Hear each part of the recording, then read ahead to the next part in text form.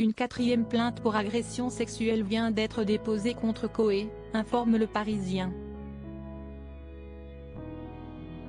La plaignante est âgée de 44 ans et a évoqué des faits qui se seraient déroulés en 1997. Ses avocats ont réagi ce mercredi 13 décembre, une femme de 44 ans a porté plainte contre Coé, portant à 4 le nombre de plaintes déposées à l'encontre de l'animateur radio, dont l'émission sur les ondes d'Énergie est à l'arrêt depuis les premières accusations de viol et d'agression sexuelle. La plaignante a été entendue par la brigade de protection des mineurs de la police judiciaire de Paris mais était majeure au moment des faits, qui se seraient déroulés au cours de l'année 1997 d'après les informations qu'a pu se procurer Le Parisien auprès de l'avocate de la supposée victime, Anne-Claire Lejeune. Mathilde a indiqué avoir subi une agression sexuelle de la part de Sébastien Coé, animateur de la matinale de Skyrock que la jeune femme écoute à l'époque. Elle profite de sa présence en région parisienne pour assister aux émissions, une sorte de rêve d'ado fait-elle savoir. Un jour d'été 1997, Coé aurait proposé à la jeune femme de l'accompagner en voiture jusqu'à son travail. Une proposition qu'elle accepte volontiers. J'ai vraiment pris ça comme une initiative de sympathie, il n'y avait jamais eu aucun rapprochement entre nous. Coé lui aurait demandé une fellation. Mathilde et Coé accèdent au parking via l'ascenseur et rentrent dans la voiture. Je monte dedans, sur le siège passager, et avant même qu'on ait démarré, il a sorti son sexe de son pantalon, explique-t-elle. Il aurait alors demandé une fellation à la jeune femme, il m'a dit « T'as pas envie de l'embrasser ?» J'étais très choquée. Je n'avais jamais fait ça de ma vie, et en plus, il ne me plaisait pas du tout. Je n'ai rien fait. Je ne sais pas comment, mais j'ai refusé. Il a remis son sexe dans son pantalon et on est parti.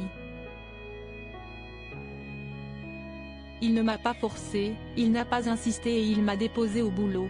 Elle admet avoir continué à se rendre dans le public de l'émission par la suite, sans en parler à la police. À l'époque, ça n'était presque risible comme situation.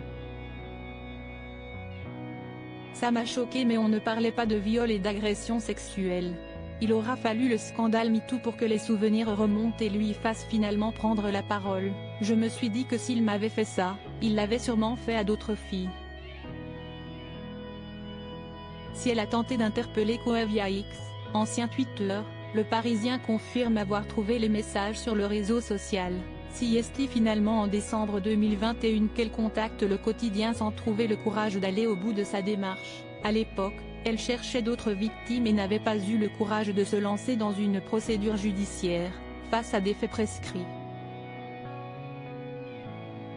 2 ans plus tard, son récit, également relaté par nos confrères de l'Op, n'a pas évolué d'1 millimètre, écrit Le Parisien. Une plainte également déposée par Coé. Coé nie tous les faits qui lui sont reprochés.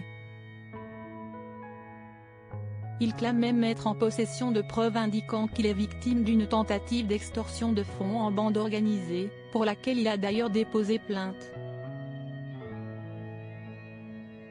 Le 10 décembre dernier, il était l'invité de BFM Télévision, entretien à l'issue duquel il a saisi l'Arcom.